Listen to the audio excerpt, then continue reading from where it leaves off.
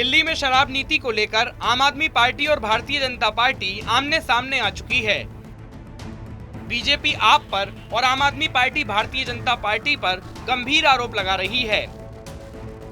इसी बीच अरविंद केजरीवाल के राजनीतिक गुरु और भ्रष्टाचार आंदोलन के प्रणेता अन्ना हजारे ने दिल्ली के मुख्यमंत्री अरविंद केजरीवाल को एक पत्र लिखा है। उन्होंने कहा है कि अरविंद केजरीवाल ने स्वराज पुस्तक में बड़ी बड़ी बातें कही थी, लेकिन उनके आचरण पर उसका असर नहीं दिख रहा है।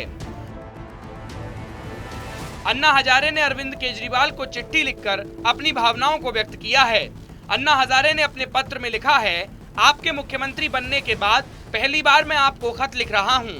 पिछले कई दिनों से दिल्ली सरकार की शराब नीति को लेकर जो खबरें सामने आ रही हैं, उन्हें पढ़कर दुख होता है। अन्ना हजारे ने अपने पत्र में लिखा है कि महात्मा गांधी के गांव की ओर चलो के विचार से प्रेरित होकर मैंने अपनी जिंदगी गांव, समाज और देश के लिए समर्पित की है। पिछले 47 सालों से ग्राम विकास के लिए काम कर रहा हूं और भ्रष्टाचार के विरोध में आंदोलन कर रहा हूं।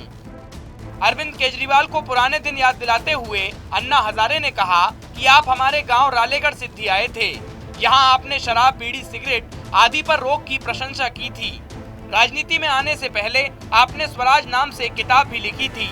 इस पुस्तक में आपने ग्राम सभा, शराब नीति के बारे में बड़ी बड़ी बातें कही थी। तब आपसे मुझे बहुत उम्मीद थी, लेकिन राजनीति में जाकर और मुख्यमंत्री बनने के बाद आप आदर्श विचारधारा को भूल गए हैं।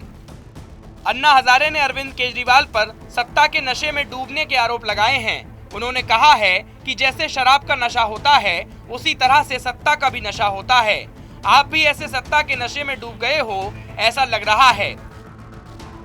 अन्ना हजारे ने अपनी चिट्ठी में अपने आंदोलन का जिक्र भी किया है और कहा है, आप रास्ता भटक गए हैं। Bureau report, news India.